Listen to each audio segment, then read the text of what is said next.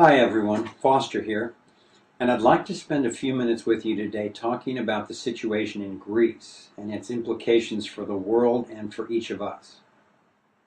I believe the more informed we are, the more preemptive we can be in the face of threatening situations. So let's try to translate some news. Greece is undergoing what they call austerity measures. They're supposed to be tightening their belts and reining in spending.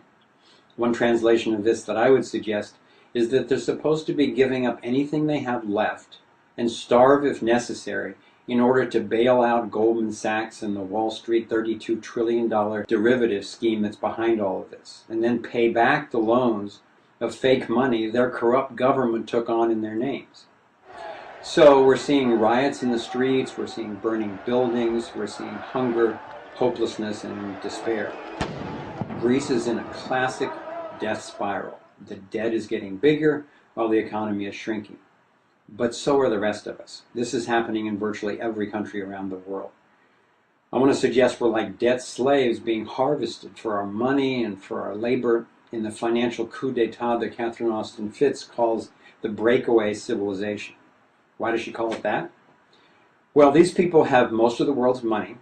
They have their own secret societies, their own rules, black projects, intelligence agencies, mercenary armies, space programs, and more.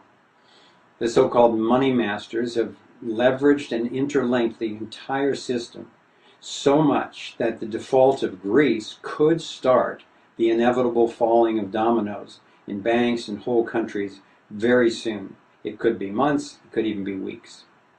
So why are Ben Bernanke and the other central bankers still printing money? Are they clueless? Do they not know that there's no way out going that direction?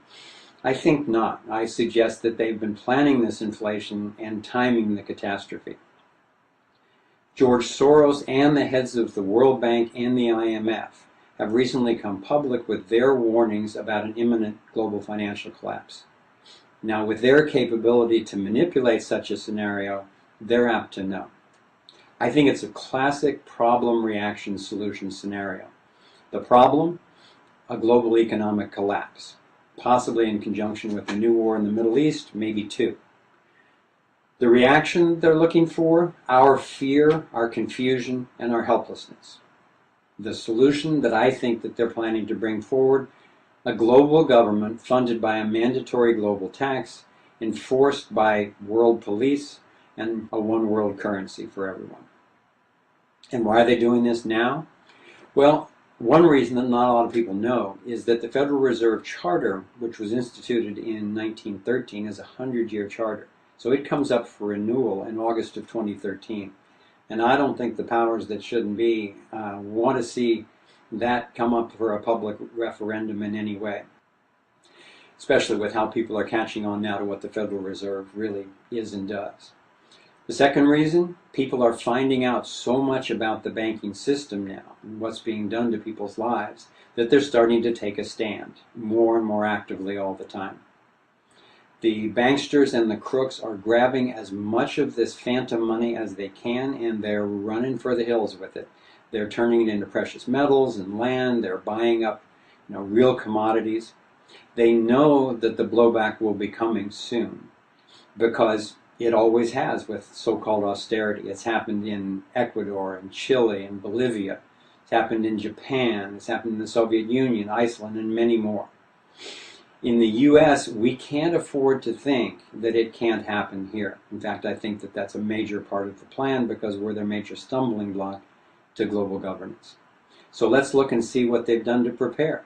They've done the Patriot Act. They've done the Military Commissions Act, the NDAA, with its indefinite detention, even assassination, even of American citizens. They've done the Enemy Expatriation Act, where they can send any American citizens away from this country and take away their passport, rendition them indefinitely. They've authorized corporate armies in case of civil unrest. They've created the continuity of government scenario where the executive branch can basically ignore the Senate and the Congress in case of emergency. Now, they wouldn't want us to be able to effectively organize or to stay informed, so we've seen SOPA and PIPA and ACTA and the Cybersecurity Act and many other attempts to take over and control the internet as they have in China and Egypt and other countries.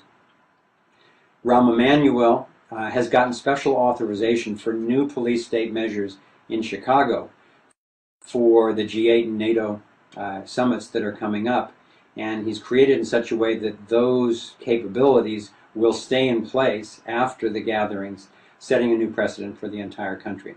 And of course there are the FEMA camps, which have been built or refurbished recently in case of so-called pandemic or civil unrest.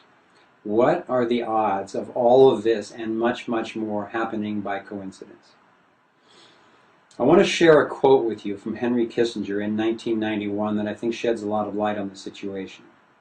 Today, America would be outraged if UN troops entered Los Angeles to restore order. Tomorrow, they will be grateful. This is especially true if they were told that there were an outside threat from beyond, whether real or promulgated, that threatened our very existence. It is then that all peoples of the world will plead to deliver them from this evil. The one thing every man fears is the unknown. When presented with this scenario, individual rights will be willingly relinquished for the guarantee of their well-being granted to them by the world government. So what can we do as individuals and groups about this type of scenario? Well, first we can get informed and we can educate our networks. One of many good ways to do this is spread this blog and share Thrive. Secondly, we can connect with our neighbors and organize locally. I recommend that you create with them as much food, water, and energy self-sufficiency as possible. As much as you can, get out of debt and out of dollar-denominated assets, which could easily be worth 50 cents or less on the dollar very soon. I recommend you get into real commodities such as precious metals and especially non-perishable food for emergencies. I recommend that we direct our protests especially toward the central banking system and the fractional reserve and fiat money scams, because that's what makes everything else possible. In addition to that, get creative. Sit down with your neighbors and see what you can come up with, and look on our website under the Solutions section. In my next video blogs, I'm planning on reporting on my visit this past weekend up to Olympia, Washington, where I was invited to take part in the Occupy Solidarity Social Forum. I want to share with you some of the exciting things that I learned and some of what I got to share with representatives from Occupy sites from all over the country. And I wanted to share as well the Thrive Solutions model, which Thrive groups all over the country are starting to implement. So I look forward to being with you then, and meanwhile I encourage you to be informed, be nonviolent, and be relentless. Thanks for listening. Bye-bye.